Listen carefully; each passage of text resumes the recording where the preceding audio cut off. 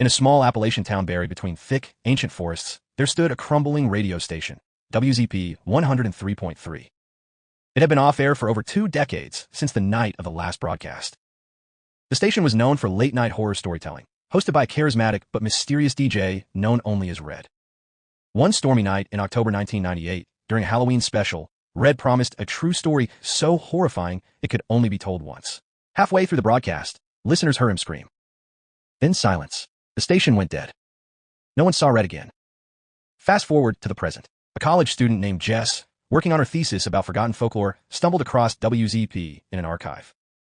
The story of the last broadcast intrigued her. She decided to drive into the mountains and find the abandoned station.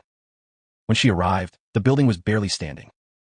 Its windows were shattered, the walls eaten by ivy, and the air carried an electrical charge.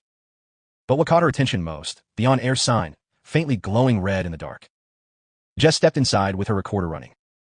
Cobwebs hung like curtains. Dust coated everything except for one thing, the microphone. It looked new, untouched. She reached toward it. The static of a radio signal hummed to life. Then, "Hello, Jess." The voice was Red's, clear, calm. Jess froze. She hadn't spoken her name aloud. "Welcome back," the voice said. "You brought an audience. Let's tell them the story again." She tried to turn and leave, but the studio door slammed shut. Through the dirty glass, she saw her own face on the reflection in the sound booth mirror, only it was older. Pale, mouth moving silently. Then the lights shut off.